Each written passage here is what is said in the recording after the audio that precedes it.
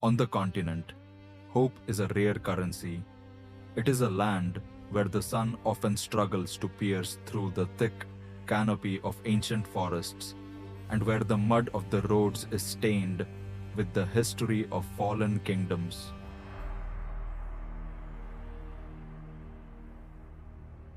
They say that witchers are abominations, mutants without a soul, created only to kill, but the world chooses to forget that every monster slayer once had a mother.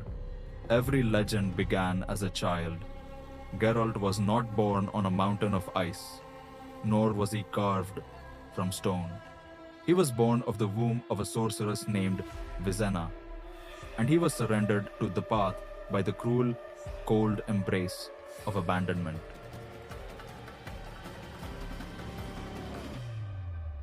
Imagine the silence of a deep forest at dusk. The only sound is the crunch of leaves under a woman's boots as she walks away, never looking back.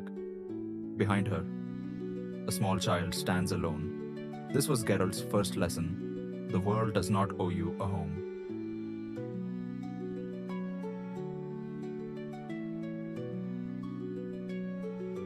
He was not chosen for glory or gold. He was surrendered because in a world where necrophages and drowners lurk in every shadow, someone had to become a monster to fight them. He was raw material, a nameless orphan among many, sent to a place where the mountains touch the sky and the wind screams like a banshee.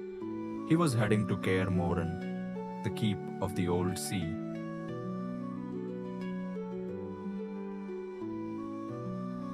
Kaer Morhen was never a school for the faint of heart. It was a fortress of ruins, a survival camp where the grammar of the blade was taught before the alphabet. Under the stern, unyielding gaze of Vesemir, Geralt learned that fear is a scent, and that survival is a choice made every single second.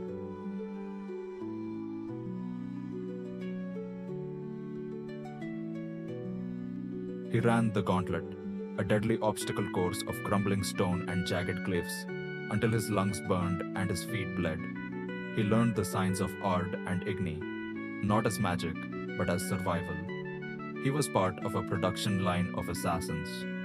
While other children in the cities played in the streets, Geralt was learning the anatomy of a beast and the fragility of human life.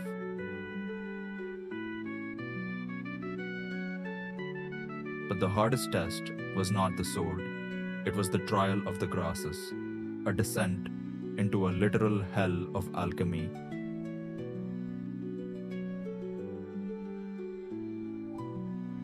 They strapped him to a cold stone table in the bowels of the keep.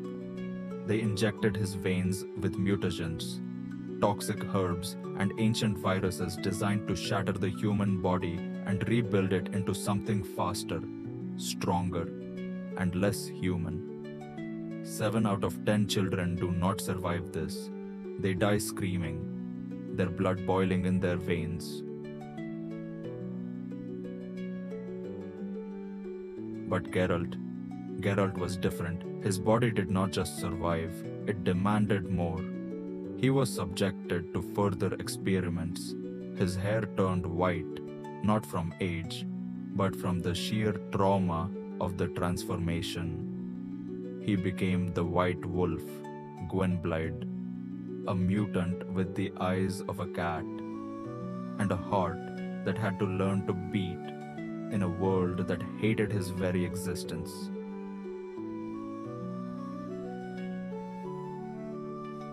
When he finally crossed the gates of Kaer Morhen onto the path, Geralt discovered a bitter truth. The world out there was far more monstrous than the monsters he was paid to hunt. Men would spit on him even as he saved their children. Kings would use him as a pawn and discard him like a broken blade.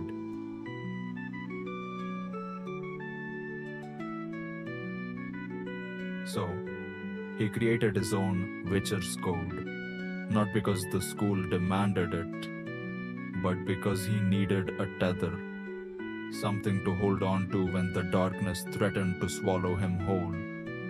He chose to have more morality than the men who hired him. He chose to be a guardian in a world that didn't want to be guarded. Geralt of Rivia, a man of two worlds, belonging to neither. The story of the White Wolf is not just a tale of swords and sorcery.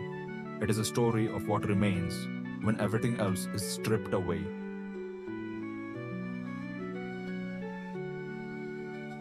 The path is long, and the monsters